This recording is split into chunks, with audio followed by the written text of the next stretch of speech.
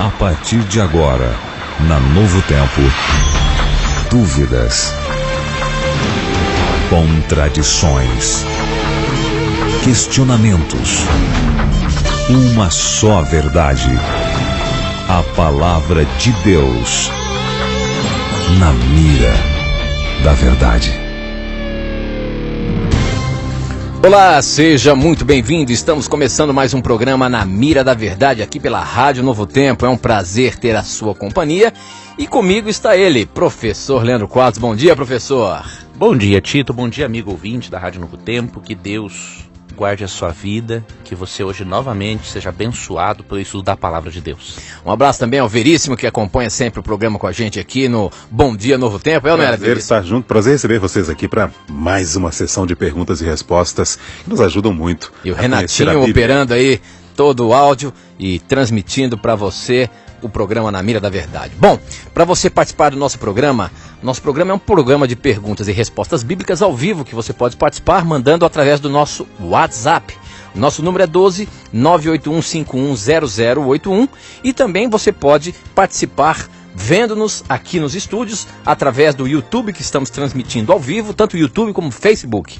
No YouTube o nosso endereço é Novo Tempo Rádio e no Facebook nosso endereço é Rádio NT. Participe, mande as suas dúvidas pra gente, assista ao programa ao vivo aqui e vamos colocar esse homem aqui, ó, o professor na mira da verdade, porque ele tem que responder baseando-se na palavra de Deus. E a primeira pergunta que já chegou aqui pra gente, quem mandou foi o Gabriel Pereira, ele é de Ourinhos, São Paulo, e ele pergunta o seguinte, professor: com quem Jacó lutou? Com um anjo ou com Deus? E se ele lutou com Deus, por que Deus machucou Jacó? Essa é a pergunta do Gabriel, professor. Quando você lê Gênesis 32, 22 até o 31, o texto diz, primeiramente, que um homem lutou com Jacó. E por que homem? Simples. Deus aparecia, o que os teólogos chamam de aparições teofânicas, ou seja, Deus aparece de uma forma corpórea humana, ou se apresenta como um anjo, para se comunicar com o ser humano. E no próprio contexto você já vê quem foi que lutou com ele. No verso 30, depois que ele dialoga com o homem com quem lutou, diz assim, ó: Jacó chamou aquele lugar de Peniel, pois disse: vi a Deus face a face, e todavia a minha vida foi poupada. Então ele estava lutando com Deus. Era uma aparição teofânica, né? Então não era um anjo simplesmente. Agora, por quê que ele teve essa luta? O contexto nos esclarece. Deus aparece de uma forma humana para comunicar algo para Jacó, que não sabemos todos os detalhes, e Jacó estava com medo do seu irmão Labão, né? Esaú.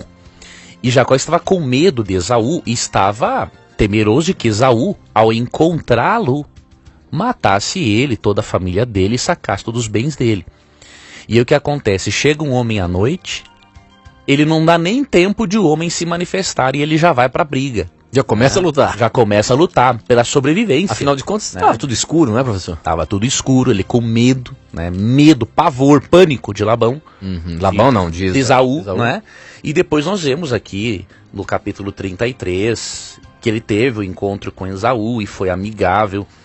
E tudo mais. Aí Deus tocou na coxa dele, porque... Não, então ele lutou com Deus mesmo. Não, sim, o verso 30, né, como eu li, é claro, havia face de Deus face a face. Então era Deus numa aparição teofânica. E Deus tocou a coxa dele, porque o que acontece?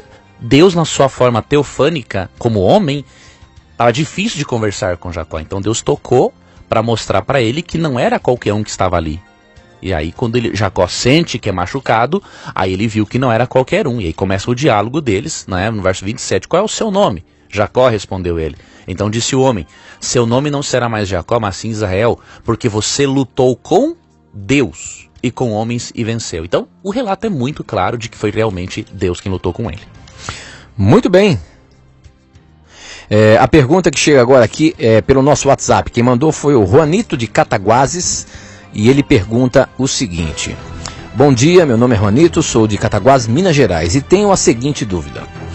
Em Gênesis 3,15, porém inimizade entre você e a mulher, entre a sua descendência e o descendente dela. Este lhe ferirá a cabeça e você lhe ferirá o calcanhar. Poderia explicar esse versículo de Gênesis? Essa profecia que Deus dá aqui naquele contexto entre Adão e Eva e a serpente? Tem duas coisas importantes aqui nesse texto. A primeira é de que Deus colocou... o pecado tinha acabado com o livre-arbítrio humano, mas Deus não permitiu que o pecado acabasse por completo. Aqui nesse texto, Deus coloca uma inimizade entre a descendência da mulher e a mulher. Ou seja, Deus colocou uma inimizade entre nós e o pecado, para que mesmo nós gostando do pecado, nós possamos ainda, com a ajuda do Espírito, tomar certas decisões. Podemos então, também dizer que é uma coisa entre a igreja e o diabo? Sim, eu vou chegar nesse ponto. Então, mas o primeiro ponto é o seguinte: Deus colocou aqui uma inimizade entre o ser humano e o mal, de modo que o ser humano não perdeu seu total livre-arbítrio, como alegam, por exemplo, os calvinistas, né?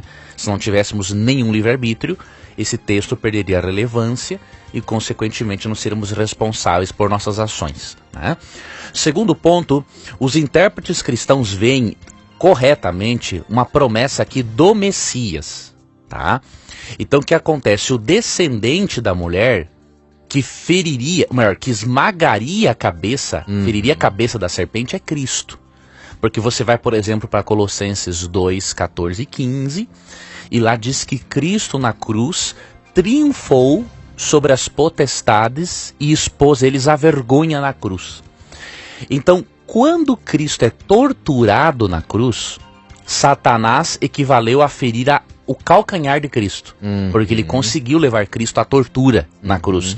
Agora, quando Cristo ressuscita e mostra para o universo que Satanás é mau e que Cristo é o autor da vida, que ele tem direito à vida porque ele não pecou, ele esmaga a cabeça da serpente, né? Perante o universo, Satanás perdeu qualquer força argumentativa, tá? E obviamente que essa inimizade, não é, entre Cristo e Satanás se estendeu também pela igreja, né, como você falou. Então essa inimizade você vê, o Satanás utilizou ao longo da história como um dos seus recursos perseguir os filhos de Deus.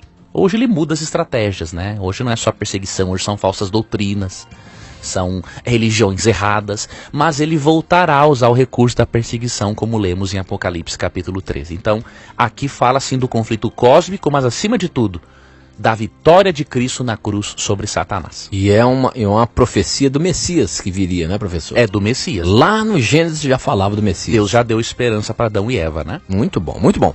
Bom, a próxima pergunta, o Everton Souza de Jesus, ele é de Ananindeua, e a pergunta dele é a seguinte: professor, na Bíblia conta a história de Salomão. E a pergunta é a seguinte: por que naquela época era permitido ter várias mulheres? E Salomão é o maior exemplo de mulheres na Bíblia, né? Sei lá quantas mulheres e concubinas teve o camarada. Tinha 700 esposas e 300 concubinas. Você já pensou? Ou seja, muitos homens... Nenhum homem pode dizer em um momento assim: eu nunca tive inveja de Salomão, infelizmente, né? Porque o pecado corrompeu a natureza humana, né? Agora, vamos ver qual era o plano original de Deus, né? O que diz Gênesis 2:24?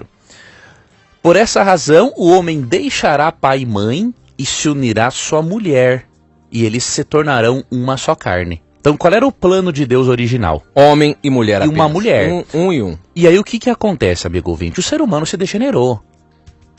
Qualquer homem, pelo menos 95%, se pudesse ter mais de uma, teria. Então o homem tem que analisar o seguinte: qual é o plano de Deus para a minha vida e qual vai ser o melhor? Quando a Bíblia registra os casos de poligamia, temos que analisar o seguinte, que Deus sempre registra também as consequências de transgredir-se a lei de Deus. Então você não vê na Bíblia uma aprovação à poligamia. Você vê na Bíblia uma tolerância divina em sua misericórdia por causa da imoralidade e dureza de coração deles. Deus estava reeducando o seu povo. Eles viviam na cultura do Oriente Médio, rodeados de polígamos, e eles se corromperam. Agora, Deus nunca aprovou. Deus só tolerou na sua misericórdia até o momento em que ele estava reeducando seus filhos, não é? Para que eles vivessem dentro dos seus planos.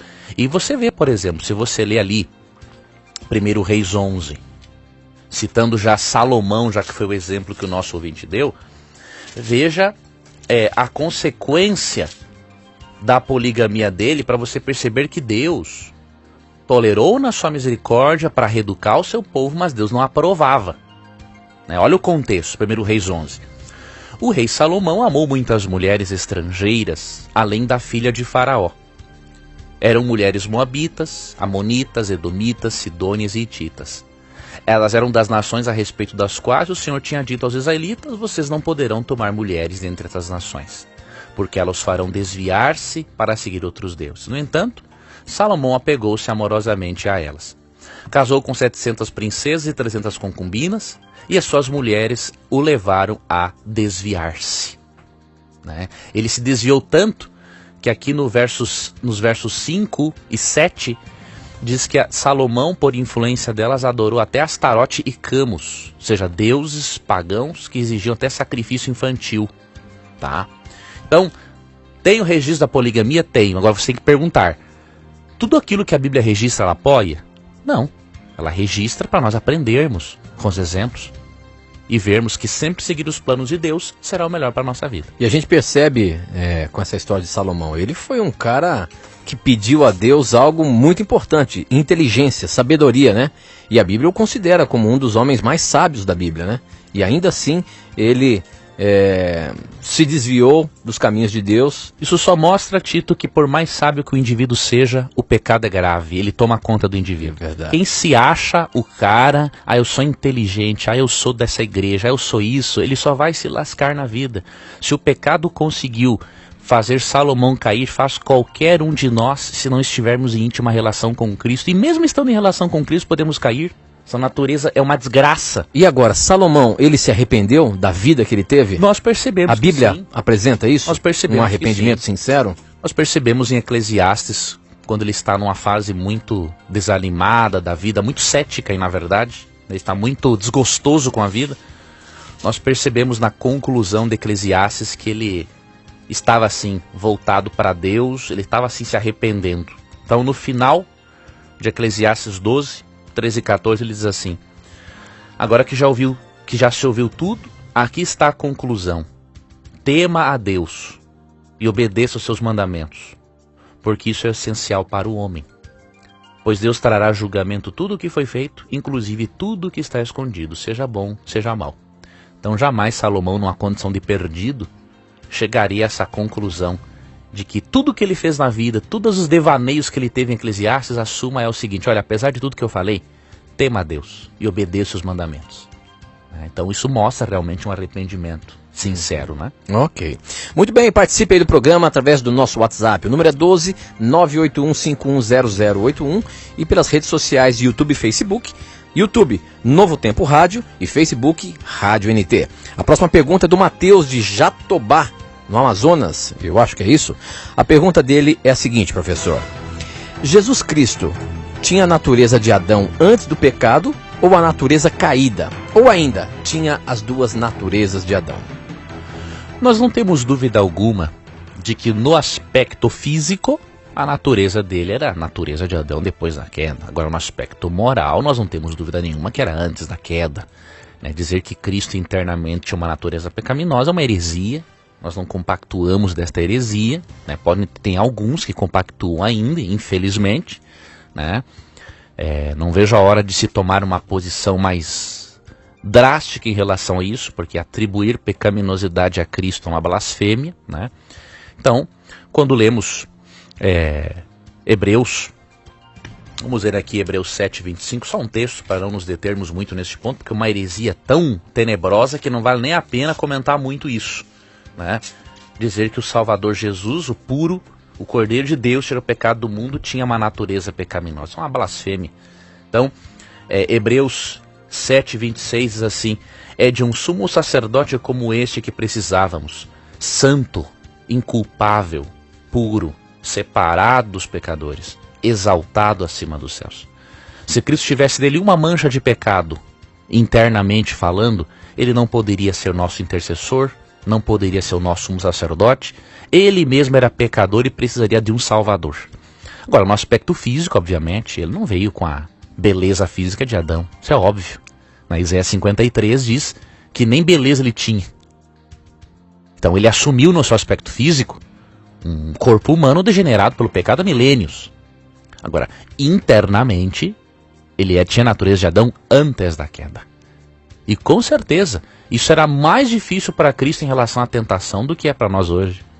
Alguns alegam falsamente, então se ele tinha a natureza de Adão, ele não poderia ser tentado. Alegação totalmente falsa. Adão pôde ser tentado ou não pôde? Pôde. E ele era perfeito ou não era? Era. Então, o fato de você ser perfeito não significa que você não é tentado. Pelo contrário, a tentação é maior ainda. Imagine Cristo, com toda a sua pureza de caráter, impecaminosidade interna, viver neste mundo depravado. Então a tentação para ele foi muito maior que a de Adão. Então pode ter certeza. Por isso ele tem que ser o nosso exemplo, não é isso? Em segundo lugar. Porque os perfeccionistas alegam isso. Ah, sim. E primeiro, de perfeição. Como ele é exemplo. Não, em segundo lugar, sim. Primeiro de tudo, ele é o nosso Salvador. Uhum. Primeiro de tudo, ele é o nosso substituto. Depois, é o nosso exemplo. Então, amigo ouvinte, cuidado com essas heresias, tá? Não acredite que Cristo tem uma natureza pecaminosa, porque isso é blasfemo, isso é uma ofensa a Deus, e Deus vai cobrar pesado de quem ensina isso. Ok, muito bem. Agora a perguntinha do Erickson de Oliveira, lá de Sanharó. A pergunta dele é a seguinte: bom dia, professor Tito. Paulo quis dizer em Romanos 10:4. O que Paulo quis dizer em Romanos 10:4? Como assim Cristo é o fim da lei? Vamos ver o que está escrito lá em Romanos 10:4. Diz o seguinte: porque com Cristo a lei chegou ao fim, e assim os que creem é que são aceitos por Deus. O que Paulo está dizendo aí que a lei chegou ao fim com Cristo? Ou seja, quando Cristo morreu na cruz, a lei chegou ao seu final. Esse é um texto muito bonito quando compreendido corretamente de acordo com o contexto. Primeiro, a palavra fim no grego, ela significa tanto fim no sentido de terminar algo, quanto fim no sentido de finalidade. E qual é o propósito de Paulo ao usar esta palavra fim aqui? Eu vou ler do verso 1 até o 4 e o ouvinte já vai entender na hora que não tem nada a ver com a abolição da lei, né? Isso é colocar no escrito de Paulo algo que ele nem sonhou em dizer. Então vamos ler Romanos 10, do 1 ao 4. Irmãos, o desejo do meu coração e a minha oração a Deus pelos israelitas é que eles sejam salvos. Posso testemunhar que eles têm zelo por Deus, mas o seu zelo não se baseia no conhecimento. Porquanto, ignorando a justiça que vem de Deus e procurando estabelecer a sua própria, não se submeteram à justiça de Deus. Porque o fim da lei é Cristo, para a justificação de todo o que crê. Aqui, claramente no contexto, Paulo está dizendo que Deus deseja salvar aos israelitas e que a lei foi dada a eles com a finalidade, o objetivo de levá-los a Cristo. Eles não aceitaram a Cristo, muitos naquela época, como Salvador, como Messias. E ele está dizendo exatamente o contrário. A lei que eles têm, os escritos de Moisés que eles têm, tem o objetivo de levar eles a Cristo para eles serem salvos, mas eles não aceitaram. O fim da lei quer dizer Cristo, ou seja, o objetivo da Torá. O que a lei toda apresenta, o fim é Cristo. É Cristo como centro, exatamente. Então, ok. o objetivo da Torá, porque a palavra lei aqui são os escritos de Moisés, né? O objetivo da Torá é mostrar Cristo como Messias para que todo mundo seja salvo. Qual foi o texto-chave aí que você apresentou? Nós lemos do verso 1 ao 4, né? E aí pode-se ler todo o capítulo 10 também, e o ouvinte vai perceber. Então, cuidado, amigo ouvinte, com essas interpretações, porque você acaba colocando na boca do apóstolo, ou na pena dele, algo que ele nunca sonhou em dizer. Pelo contrário, ele está dizendo que o propósito dos escritos de Moisés é apontar para o Messias, para nós sermos salvos e justificados pelo Messias Jesus Cristo. Excelente resposta, professor. Muito bem, participe, mande as suas dúvidas pra gente, mande as suas perguntas. Você pode participar também pelo YouTube, pelo Facebook.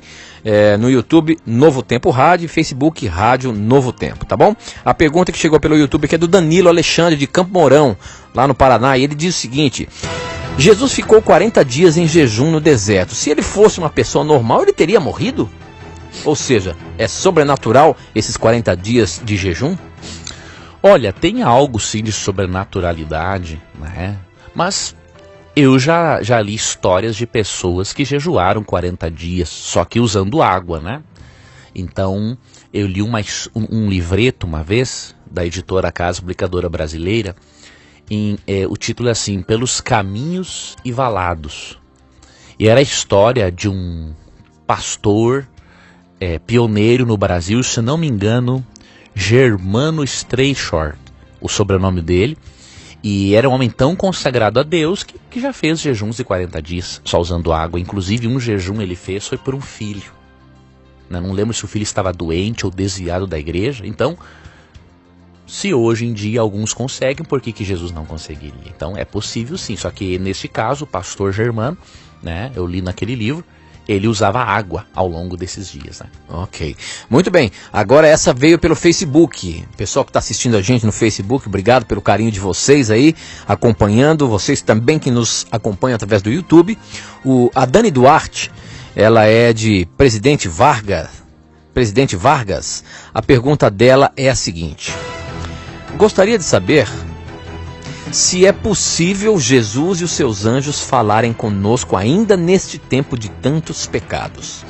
Pois orei pedindo para entender o estudo e ouvi uma voz que disse: calma, calma, calma. Clama, clama, clama. E fiquei com medo, tremendo. Era uma voz assim estrondosa que me deixou paralisada. O que o senhor me diz a respeito disso, professor? Veja, é uma irmã? É uma Dani Duarte. Dani, veja bem, Dani, eu não tenho como avaliar a sua experiência, né? Primeiramente, quando Deus se comunicava audivelmente, na grande maioria das vezes, Deus fazia isso por meio dos profetas. Em Números 12:6 diz que Deus se revela em sonhos ou visões aos profetas. Agora, em alguns casos particulares, Deus pode, sim, revelar-se desta maneira para alguém. Só que eu não posso avaliar a sua experiência porque eu não tenho dados suficientes para isso, até porque eu não posso julgar também. Então, eu posso dar uma dica. Esta voz que você ouviu, pedindo para clamar, lhe gerou mais vontade de estudar a Bíblia? Lhe gerou mais vontade ainda de buscar a Deus? Se a resposta for sim, então temos um bom indicativo de que Deus pudesse comunicar algo para você. Agora, se a resposta é não, você precisa avaliar isso. Pode acontecer da sua mente, num nível de emoção, ter dado essa impressão, ou às vezes até Satanás pode usar a voz de um demônio para poder atrapalhar nossa vida e nos gerar medo.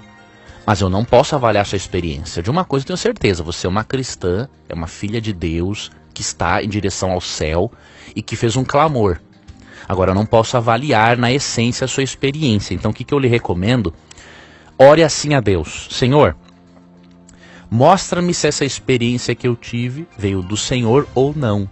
E se o Senhor não me der essa resposta, eu peço que o Senhor me ajude a tirar uma lição moral e espiritual para a minha vida. E o último conselho que eu lhe dou, minha irmã, sempre avalie as suas experiências religiosas à luz da palavra de Deus, tá? Se você voltar a ouvir algo ou tiver um sonho, e isso estiver em harmonia com as Escrituras, com certeza o Espírito Santo pode estar comunicando algo a você. Se contradisser a Escritura, não é o Espírito Santo, porque o Espírito Santo nunca nos diz ou revela algo que contradiga aquilo que ele revelou para um profeta anterior. Então, lembre de Atos 17:11 e Isaías 8:19 e 20. Tudo tem que ser avaliado à luz do texto escrito, do texto bíblico. Muito bem. Agora, o Vitor de Caldas, a pergunta dele é a seguinte: professor, eu tenho uma dúvida em relação a certos tipos de cirurgias plásticas. O cristão que não está satisfeito com o seu corpo pode modificá-lo por motivo de beleza e não de necessidade? Afinal de contas, professor, o nosso corpo é o templo do Espírito Santo. Esse tipo de cirurgia, há alguma condenação bíblica? Eu particularmente não vejo um princípio bíblico que condene isso, né? A não ser que a pessoa esteja fazendo pura e meramente por vaidade. Então, a vaidade acho que é o único princípio aí, né? É o princípio. Agora, tem pessoas que realmente necessitam, né? Por exemplo, tem pessoas que têm, por exemplo, um tamanho do nariz totalmente desproporcional com o rosto. Deus não fez as pessoas para serem assimétricas. Deus fez para ter simetria. Então, se a pessoa se sentir bem fazendo essa cirurgia, não tem nenhum problema. Outra coisa, Deus não fez a mulher para não ter seio. Então, algumas mulheres têm problemas de ordem hormonal e não desenvolveram seios. Qual é o problema elas corrigirem isso? Não tem nenhum problema. Então, se isso for feito, não para alimentar a vaidade. Tem gente que tem um corpo simétrico e tudo e fica fazendo cirurgia aqui, ali, só para querer fazer o corpo aparecer mais do que o seu próprio caráter. É uma transgressão do princípio 1 Timóteo 2:9-10, de que o caráter, o ser, tem que aparecer mais do que o ter. Tá? Mas tirando esse caso, se você fizer isso sob supervisão médica, por favor, não faça isso em clínicas de fundo de quintal. Muita gente tem morrido por isso, tá bom? Tudo sobre supervisão médica, tudo direitinho, e faça uma avaliação. Há uma real necessidade? Se tiver uma real necessidade, não tem um princípio bíblico que proíba você utilizar um recurso científico. Ok, muito bem, o nosso tempo não para de correr aqui, nós temos que ir para o intervalo, mas aproveite o intervalo, formule uma pergunta, manda pra gente. Não sai daí não, a gente volta já já. Na mira da verdade.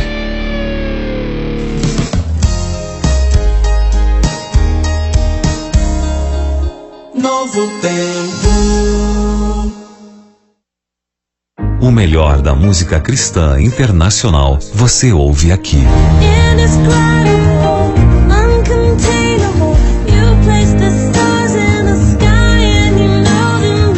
Em todo lugar você ouve Novo Tempo.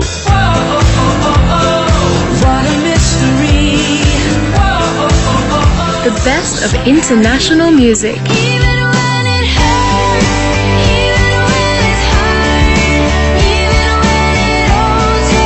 La mejor música internacional.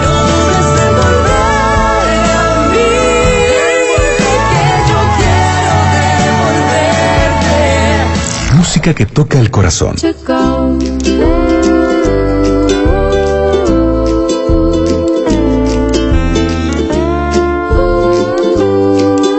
La voz de la esperanza. Novo tempo. Aqui é o pastor Gilson Brito e eu tenho um recado para você. Participe da Semana Inesquecível do Anjos da Esperança, nos dias 2 a 5 de maio. Será uma grande festa com testemunhos de transformação de vidas e você pode ajudar a mudar a vida de alguém. Participe com a gente. 0 Operadora 12 21 27 30 30 ou novotempo.com/rádio. Sou o anjo, sou o Novo Tempo. Você quer paz, amor e felicidade para você e sua família? Então visite uma igreja adventista do sétimo dia. Mensagens de esperança em um ambiente repleto de amigos. As reuniões acontecem em 3 dias. No sábado, às 9 da manhã, quarta-feira e domingo, às 7:30 da noite. Igreja Adventista do Sétimo Dia. Um lugar de esperança. A declaração do imposto de renda melhora sempre. Hoje, pode ser feita pelo celular, tablet e computador. A novidade deste ano é que o programa de preenchimento e o de transmissão são um só. Sempre que o sistema for atualizado, seu aplicativo se atualizará também. Fique atento. Agora, tem que informar o CPF dos dependentes com idade a partir de 12 anos. E o prazo é 28 de abril. Com a Receita Federal é assim. Contribuir está mais simples, está mais rápido, está na mão. Governo Federal. Alô? Alô, Érica, tudo bom? É o Renato. Acabei de comprar os 2 últimos lançamentos da gravadora Novo Tempo. Sério? Quando vão chegar? Chegar? Já estou com eles aqui. Como assim? Ontem passei na loja Saraiva e comprei um. Hoje no shopping comprei outros nas lojas Americanas. Agora você encontra os produtos da gravadora Novo Tempo nas lojas Saraiva e Americanas de todo o país. Vou correndo agora para as lojas Americanas, tem uma aqui pertinho. E passa também na loja Saraiva. Adquira os CDs e DVDs da gravadora Novo Tempo nas maiores lojas do país.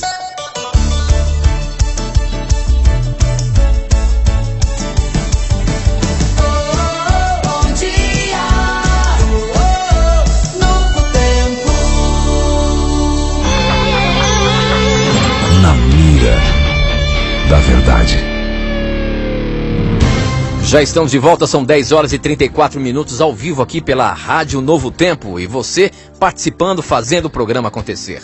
Afinal de contas, as suas perguntas, as suas dúvidas, os seus questionamentos fazem o nosso programa acontecer e a sua resposta tem que ser baseada na Palavra de Deus. E é isso, e é por isso que ele está sempre na mira, professor Leandro Quadros. Agora, uma próxima pergunta aqui chegou pelo nosso YouTube, os nossos internautas participando bastante aí, e a pergunta é do Josimo, ou Jósimo. A pergunta é a seguinte: é aquele texto clássico de Isaías 65, né? E a pergunta dele é a seguinte: haverá morte no reino dos céus? Porque Isaías diz que sim. Capítulo 65 de Isaías diz o que, professor Leandro Quadros? O texto falando da nova terra diz assim: nunca mais haverá nela uma criança que viva poucos dias e um idoso que não complete os seus anos de idade.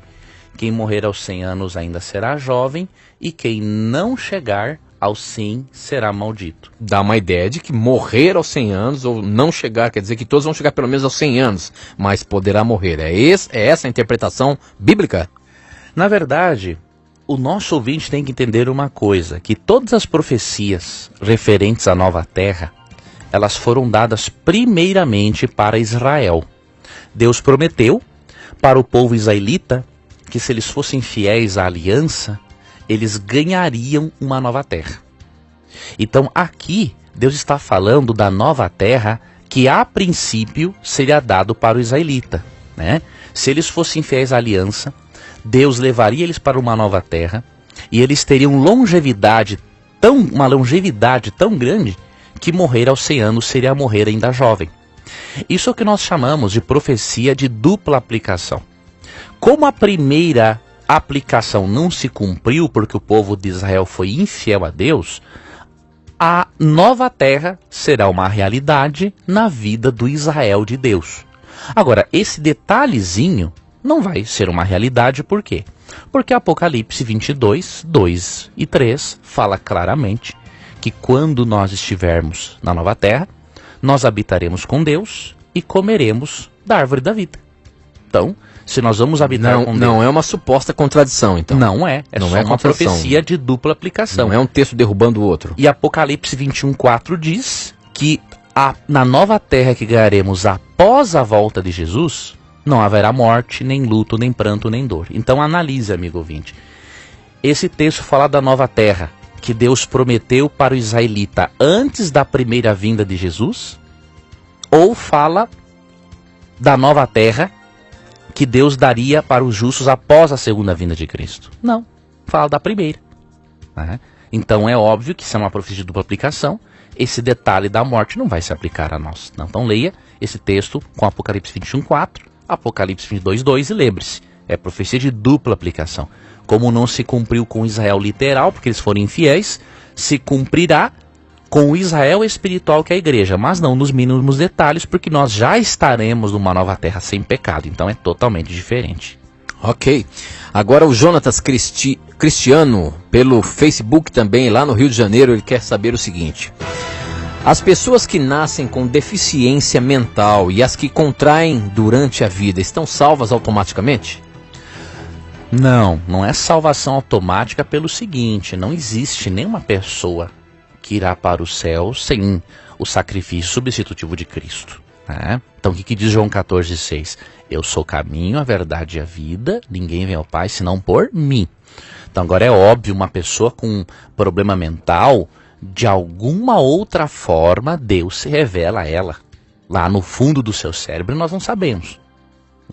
O que nós sabemos é que Deus não deixará nenhuma pessoa sem uma oportunidade de dizer um sim para Deus. Agora, como que Deus alcança essa pessoa, eu não posso especular sobre isso. Eu não conheço do cérebro, e o criador do cérebro é quem melhor conhece o cérebro e sabe como influenciar as pessoas. Agora, a promessa bíblica é de Apocalipse 21:4, que Deus vai enxugar dos olhos toda lágrima, não vai haver morte, nem tristeza, nem pranto, nem dor.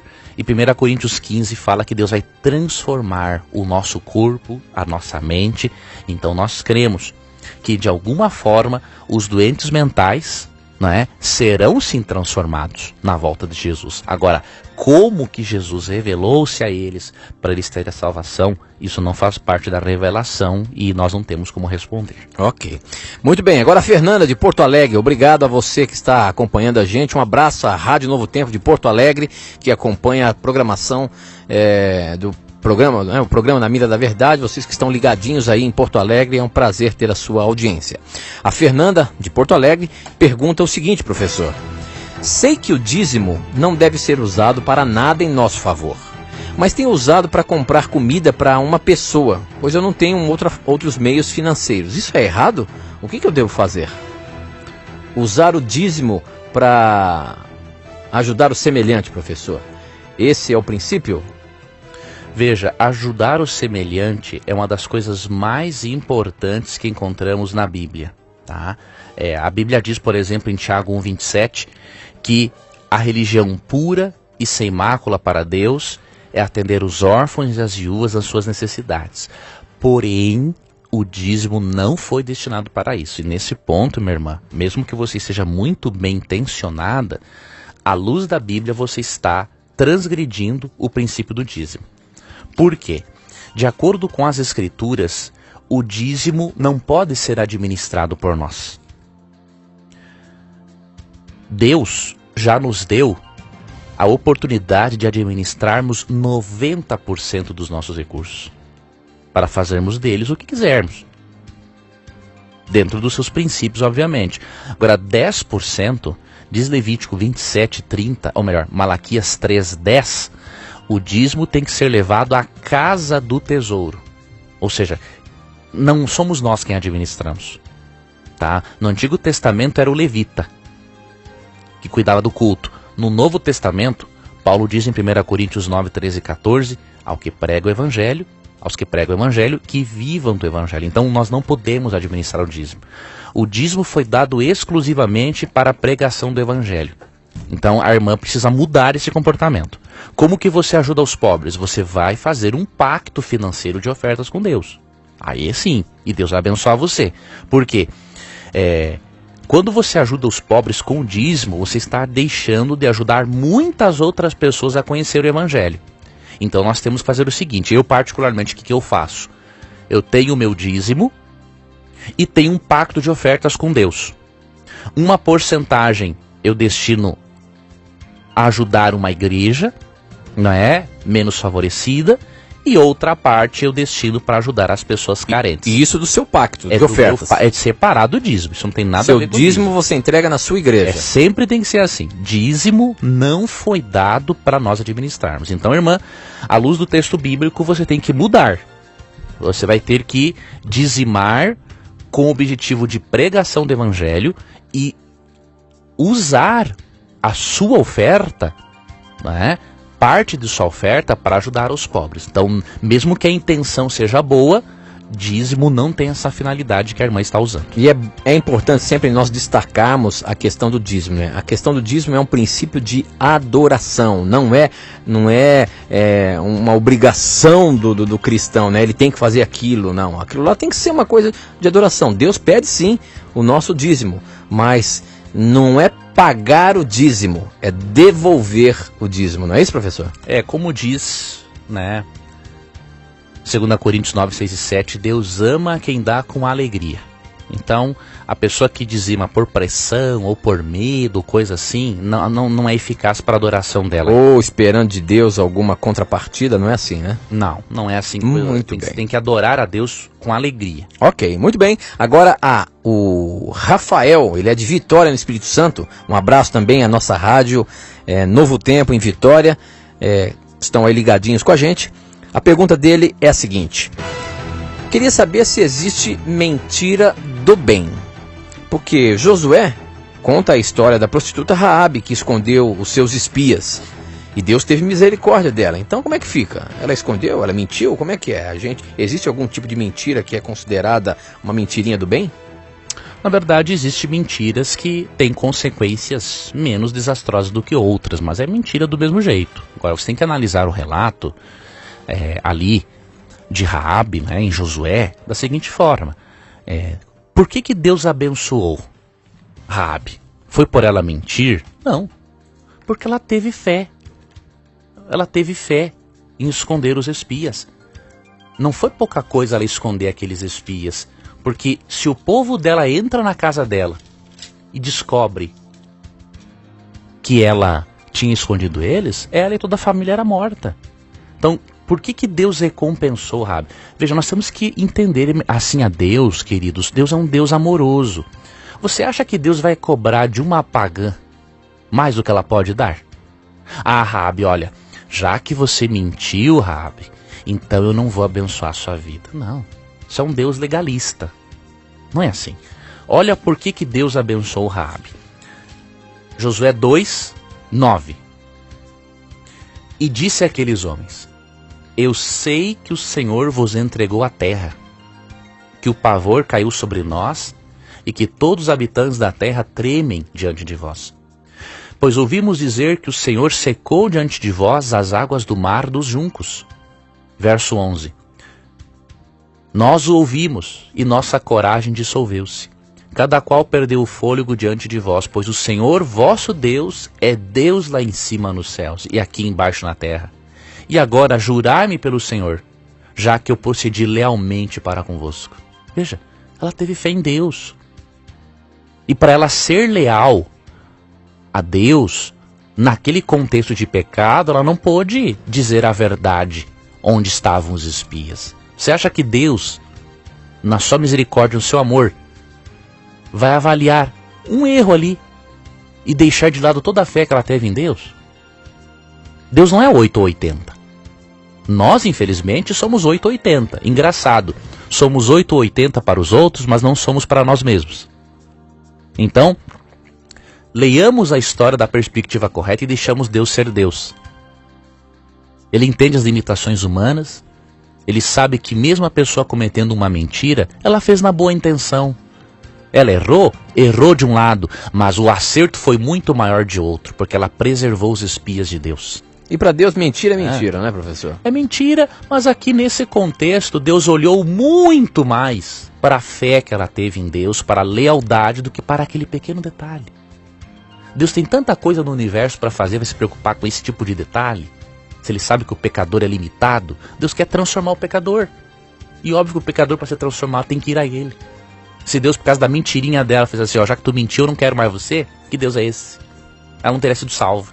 Né? Então, paremos de olhar a Deus como 8 ou 80, porque não é o Deus bíblico assim. Ok, muito bem. E eu queria aproveitar a você e oferecer um curso bíblico, um estudo da palavra de Deus mais avançado. Para você fazer esse curso bíblico com a gente, ele é gratuito. E ele vem num formato de uma revista. Você que está aí pelo Facebook e no YouTube, você pode ver aqui nas minhas mãos a revista Verdades para o Tempo do Fim.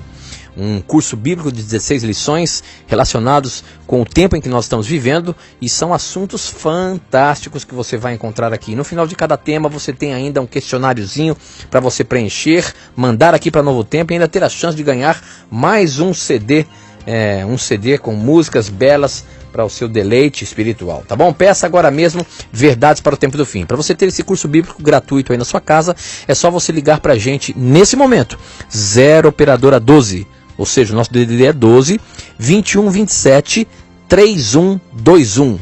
Liga pra gente, nós temos uma equipe ali pronta para receber a sua ligação e vai fazer o seu cadastro e mandar para você sem custo algum. Você não vai pagar nada, nem mesmo o frete, nem mesmo o envio para você.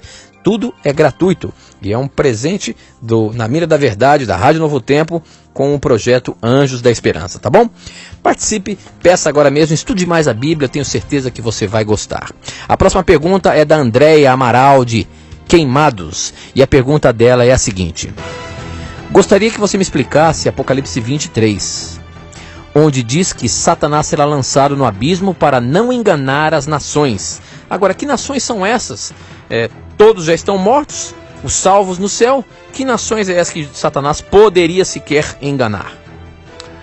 Tem que analisar, amigo ouvinte, o contexto de Apocalipse 20, né? Então fala para ele não mais enganar as nações. Por que isso não vai ser possível?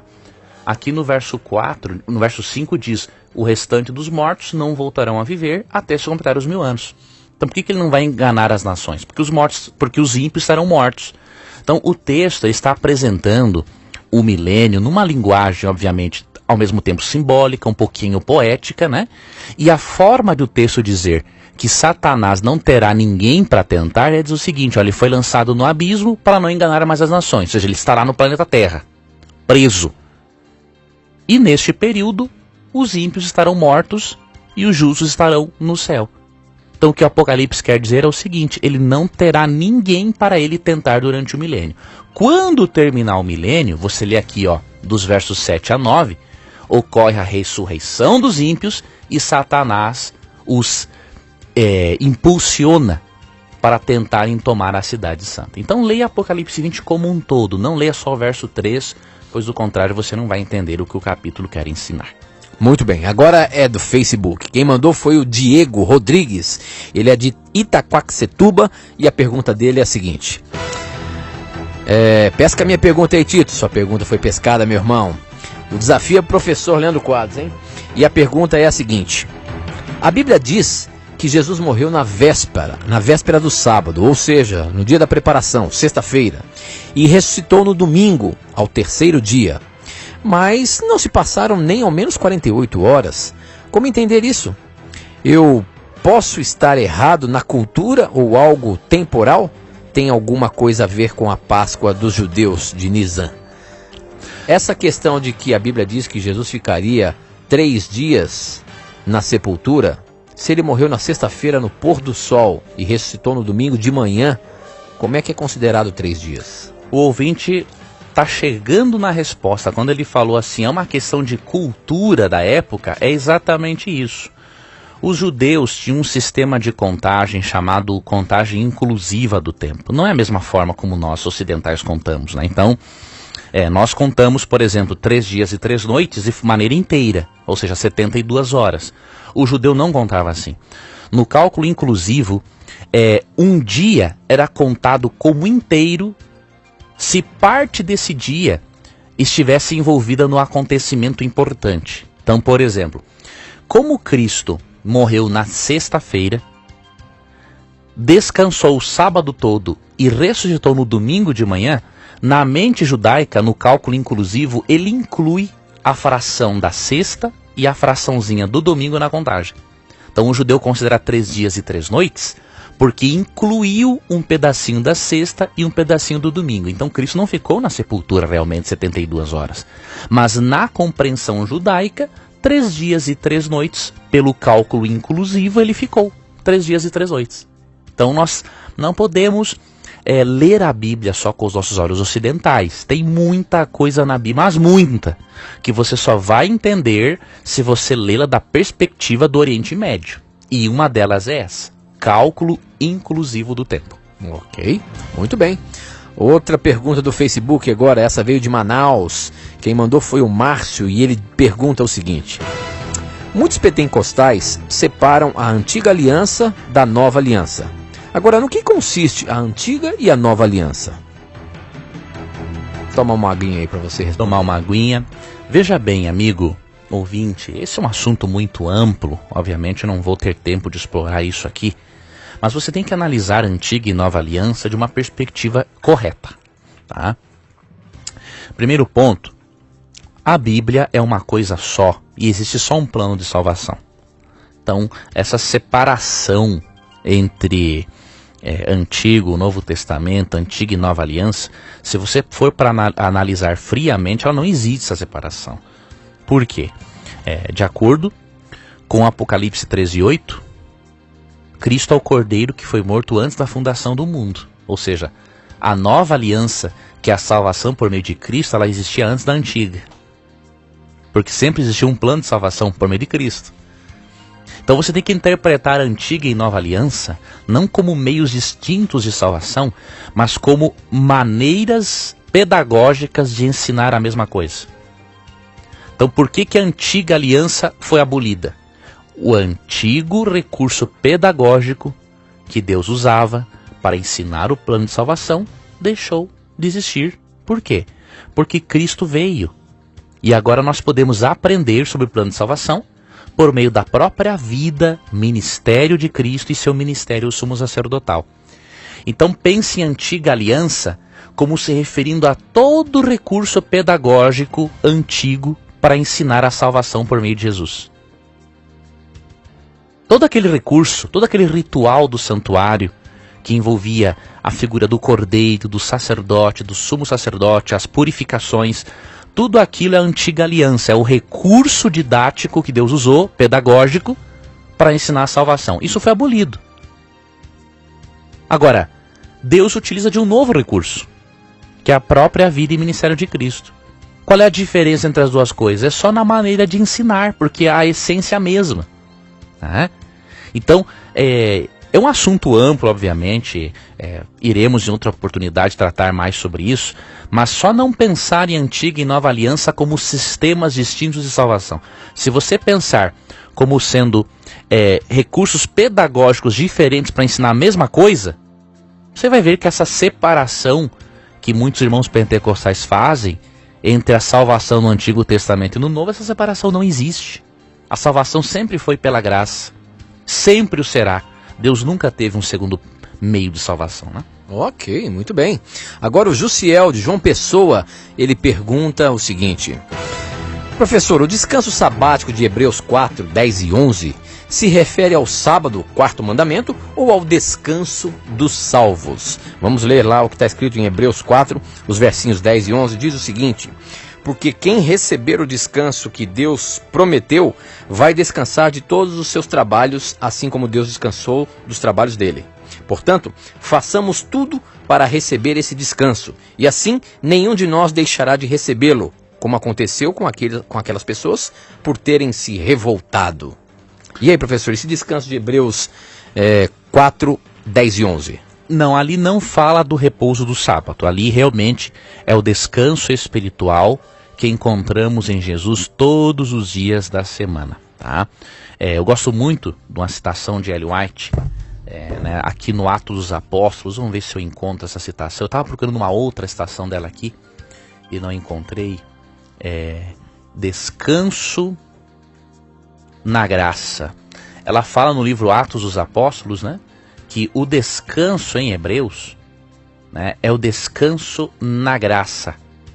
Não, eu não achei essa citação aqui, mas ela fala assim que é o descanso espiritual que nós devemos encontrar em Jesus todos os dias da semana. Então o tema de Hebreus 4 não é realmente o sábado. Agora, se o sábado foi usado como exemplo do repouso espiritual que encontramos em Cristo, isso prova que o domingo não era o dia de guarda, 70 anos depois da cruz, não é? Então, se Hebreus foi escrito aproximadamente no ano 70 depois de Cristo, e o sábado é usado como exemplo do repouso espiritual que encontramos em Cristo, qual era o dia observado 70 anos depois da cruz? O sábado, óbvio. Se fosse o domingo, o texto não teria sentido para os cristãos que receberam esta carta. Tá? Então, o assunto não é o sábado em Hebreus 4, mas temos uma indicação muito poderosa de que o domingo não era observado pelos cristãos naquela época. Ok.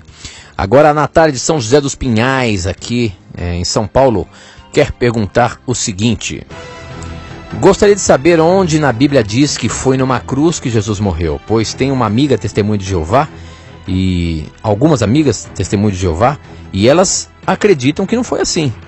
Afinal de contas, professor, a Bíblia é clara em dizer que Jesus morreu na cruz do Calvário?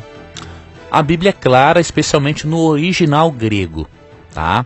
Porque todas as vezes que aparece a palavra cruz, a palavra grega para cruz é stauros. Mas, Leandro, o que isso tem a ver? A palavra stauros tem uma letra ali no meio que no grego se chama tau. Tal equivale ao nosso T, tá? E por que ela tem esse T ali? Por que a cruz de Jesus é chamada de stauros? Exatamente para dizer o tipo de cruz que Cristo foi crucificado, tá? Ele foi crucificado numa cruz em forma de T, ou seja, com os braços abertos. Existia, sim, no Império Romano 3 tipos de cruzes, né, pelo menos. Um que era um pau, uma palanque, uma estaca, uma em forma de X e outra em forma de T, que é a que o cristianismo entende que Cristo foi crucificado. Então, pelo significado da palavra grega e também pelas descobertas arqueológicas, sabe-se que a cruz mais utilizada era essa, em formato de T, chamada pelos romanos de timissa. Tá? Então a arqueologia nos mostra isso e, na verdade, às vezes o testemunho de Jeová se apega a alguns detalhes para tentar fazer você desacreditar naquilo que você acredita para ele entrar com a doutrina dele. Isso não tem relevância. Se Cristo foi pregado num poste, numa cruz em forma de X na time, isso não importa. O que importa é que ele morreu na cruz e que o testemunho de Jeová deveria aceitá-lo como Deus. Este é o ponto que eles estão errando muito, né? Negar a divindade de Cristo é grave e vai interferir muito na salvação. Ok, professor, com essa nós vamos encerrar mais um programa Na Mira da Verdade. Lembrando você que você ainda pode pedir o curso bíblico até depois do programa, é só ligar pra gente, 0 operadora 12 21 27 3121. Você pede o seu curso bíblico Verdades para o Tempo do Fim, que é um presente nosso pra você, tá bom? Peça agora mesmo, liga pra gente e obrigado por você ter feito mais uma vez o programa Na Mira da Verdade acontecer. E lembre-se, sempre que você tiver a coragem de perguntar, a Bíblia, a palavra de Deus, terá coragem de lhe responder. Um abraço. Que prazer, hein? Até terça-feira, mais um Na Mira da Verdade. Lembrando que na semana que vem nós não vamos ter o Na Mira da Verdade, nós temos a semana especial Anjos da Esperança. Então fique ligadinho aí, porque muita coisa boa vai aparecer pra você, tá bem? Nós vamos estar aqui participando juntos da semana do Anjos da Esperança. Inesquecível. E na terça posterior, após, estaremos de volta com a Mira. Com certeza. Um forte abraço. Tchau. Na Mira da Verdade.